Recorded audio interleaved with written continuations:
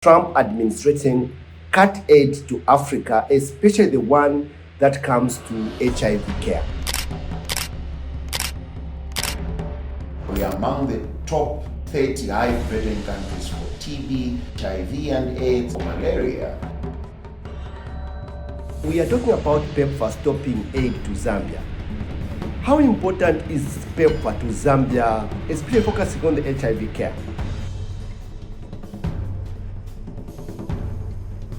All right, so welcome to the podcast here, the Think Talk podcast, and today we want to focus on an important topic that has been of very sensitive nature in Zambia and globally. And this comes on the backdrop that the Trump administration cut aid to Africa, especially the one that comes to HIV care. And in the studio today, and I've got a very special guest. This is a colleague we have worked with at UTH, in the Ministry of Health and globally. And this is no other than Dr. Francis Mupeta. Welcome, Doc. Thank you very much, Dr. Mutale, Professor Mutale, brother. It's fine, all right. Yeah, we are all doctors in the end. And so, Dr. Mupeta, I wanted you to tell people a little bit about yourself, but also hint why you think you are qualified to comment on the matter at hand, the cutting of the USAID support to the HIV care across the globe, but Zambia in particular. All right, so thank you very much. My name is Francis Mubeta. So I'm a medical doctor by profession with over 15 years professional experience. I am a physician, an infectious disease specialist and epidemiologist, and at the same time I'm also a biostatistician by qualification. So I basically combine clinical practice, which is attending to patients, and then public health, which is basically designing health programs for populations, and then also I combine with a bit of teaching, that is academics. So I somehow try to combine all these roles and trying to see how I can practice my art. So basically that's it about me. As an infectious disease specialist, I've worked in the HIV AIDS space for quite a while, over 10 years now. And this is both locally here in Zambia and internationally with WHO, where I significantly contributed to the TB HIV programs in Lesotho and also in several other African countries. I must mention that I've also worked in South Sudan under the CDC supported NGO called ICAP, which was looking at also HIV care and treatment and laboratory system strengthening to support the diagnosis and care for HIV and TB. So this is basically my experience in the area of HIV and especially working with donor-funded projects in this space. Excellent. That's a very good profile, Doc, and I think that we are with the right people to discuss this very important matter. So now, Doc, we're talking about HIV. How has this been so important in your career? How has HIV defined even what you do today as a career? So I went to medical school just at the time when the HIV actually was at its peak. And countries, especially in Africa, who were losing quite a lot of people. And it was just at the introduction of antiretroviral drugs, treatment in Zambia. So we still had a lot of people who did not have access to ARVs. And we saw the amount of suffering where, somebody comes quite very sick. You might treat all these other infections that they may have, including tuberculosis, but you actually not have, the treatment for HIV. And you would actually, watch helplessly as somebody would waste away and eventually you lose them. So it was kind of very, very painful in my early career as a medical doctor, seeing such kind of, scenes in the hospitals. And with the coming in of PEPFAR almost, 25 years ago, the landscape of HIV really changed. We saw a number of people being placed on antiretroviral treatment, and the number of infections, especially opportunistic infections that they were having, have really changed even over the course of the last 2 decades. So it has really motivated me, and actually it motivated me that I should do more, and both in provision of service to the people who are afflicted by HIV, to also kind of delving into research, trying to find out innovative ways of making treatment first available, and not just any other treatment, but treatment that is safe and devoid of the many side effects. And I think we can see that this has really changed over the past 2 decades, from drugs that had very worse side effects, some of them are physically disfiguring, to almost very safe drugs where somebody cannot even tell that somebody is on treatment. Yeah.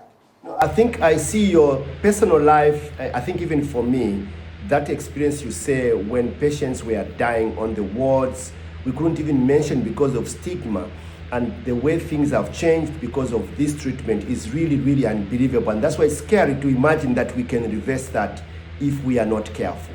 Now, Dr. Mupeta, we are talking about PEPFAR stopping aid to Zambia.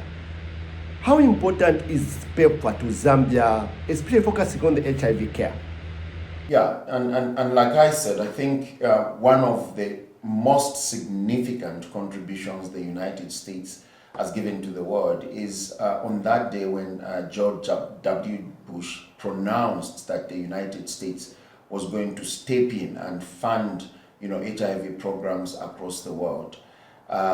This has really changed. And if you remember, with this push came in also with the reduced costs of these drugs, because if you look at the costs that are associated with ARVs, they are such colossal that had it not been for such intervention, they would not actually have reduced to the levels that they have today. So PEPFAR has really pushed and saved millions and millions of lives by that single pronouncement by George Bush almost 23 years ago.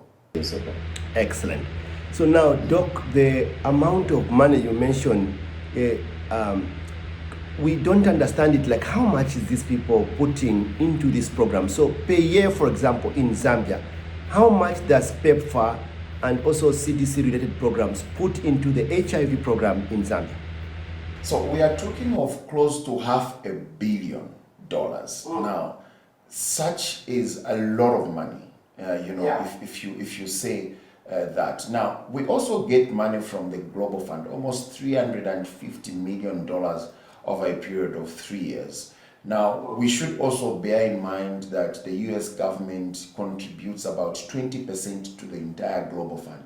So if we are to look at directly and indirectly the amount of money that we get from the US, it's well above, $500 million. $500 million now, we are talking of almost, maybe 30 billion, kwacha, if we are to convert that in kwacha terms. Kwacha will even confuse us further. I think let's stick to the dollar. it will be such colossal amounts of money that,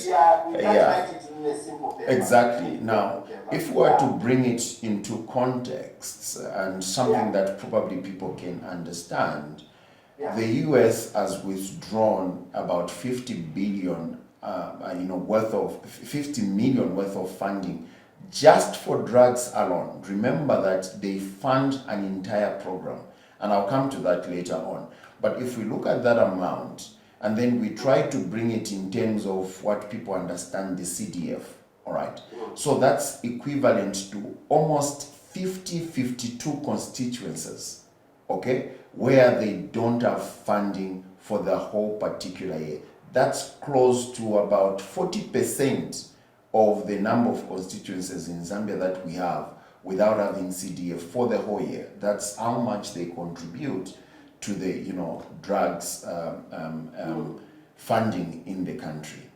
Yeah, and you mentioned drugs, but in terms of the package for offering the drugs are just one of them, right?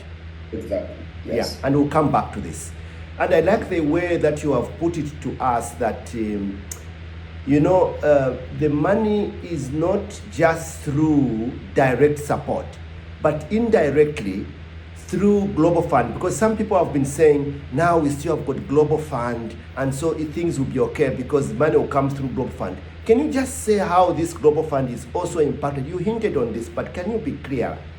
So, Global Fund is also an offshoot of the United Nations, WHO, the World Health Organization to be in particular. So it was set up as a fund to fight HIV, tuberculosis, and malaria.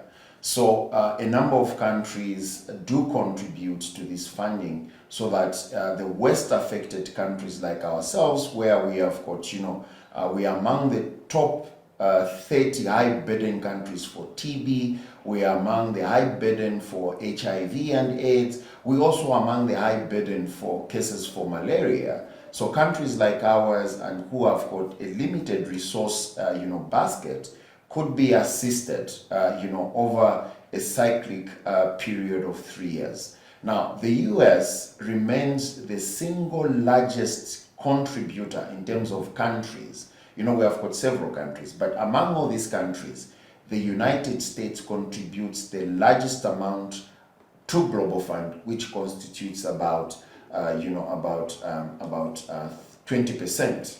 So if the US now is reviewing its contributions into all these donations that they give, and that 20% is affected, we can see actually a drastic reduction even in the amount that we are actually accessing from the Global Fund. Now, this also goes beyond the Global Fund. We have got the UN agencies which support various health projects and programs, including WHO. We have heard that the United States has actually pulled out from WHO. So meaning even some of the support we've been receiving from WHO could also be impacted. And we are talking of so many things. And even childhood programs through the UNICEF as well. Issues to do with sexual reproduction through UNFPA. So all those programs stands at risk, and they contribute to the overall, running of the health sector here in Zambia. Thank you so much, Dr. Mupeta. I think you have made it. So for you viewers out there, we are discussing the impact of the aid freeze by the United States, and especially its impact on the Zambian health system, the Zambian patient, the Zambian drug supplies. What is that? And I think we have heard that it's not just the money that is coming through the direct support, but also indirectly through WHO, money comes through Global Fund, and so all these sources that we took for granted, but in a way we are supported by the US, would also be impacted. And it's an important time and something to realize, because sometimes people can have this confidence that we shall speak to this group, but if you know that everything is under attack, then you are clearer in your mind. And thank you so much, Dr. Mupeta. All right, so I wanted to ask you one more question, and then we take a break and we can pick it up on the next episode. But I wanted to ask you, Doc, if you talk about services and these are going to be impacted, do you mean drugs only? What do you mean when you say this is going to be impacted? Because sometimes when we break it out, it becomes, what are some of the elements of the health system that would be impacted with this kind of aid freeze?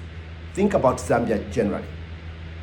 All right, so let me give an example for the HIV program, and definitely this will also be some of the services that will be affected for the other health program as well. So if we look at HIV itself, the first focus area in terms of HIV management is prevention. Okay? Yeah. Now, for you to prevent HIV, we need health promotion programs. So these are also being affected on how we reach the population, how we inform the population about HIV. The second part that is being affected under prevention is testing.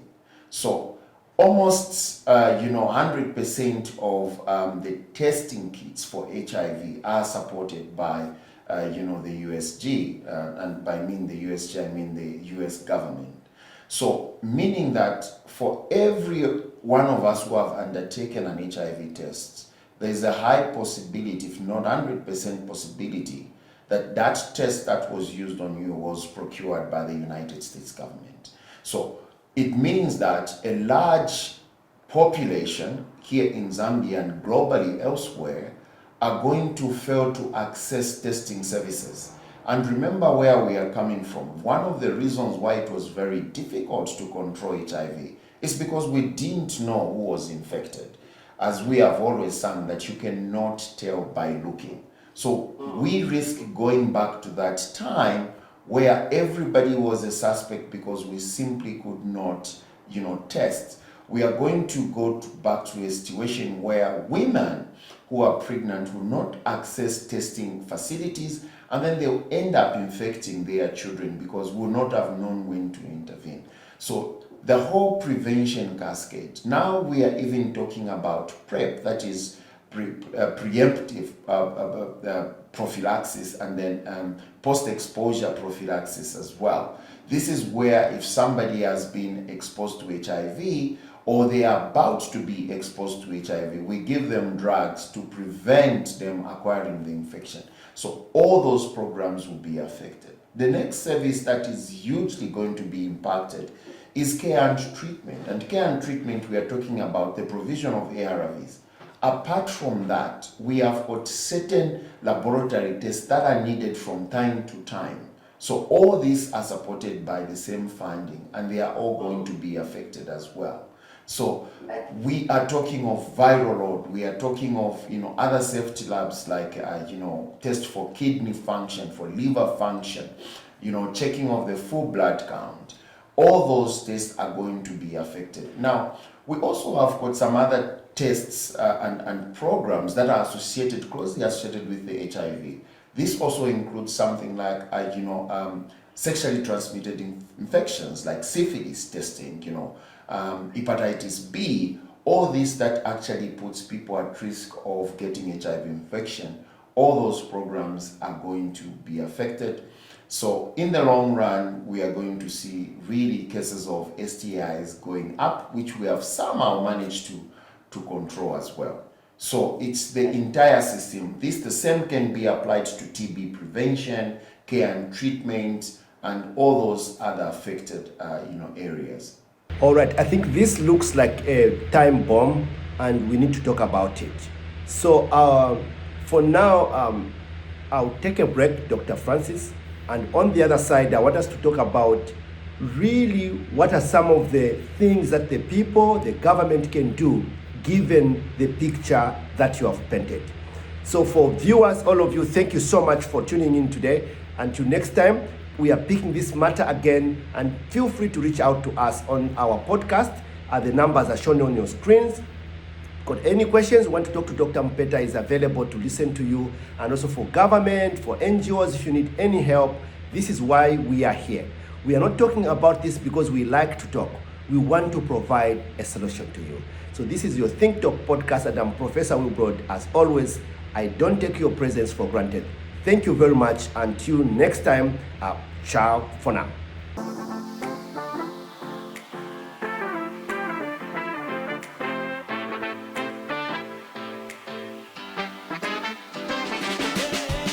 Think Talk with Professor Wilbroad.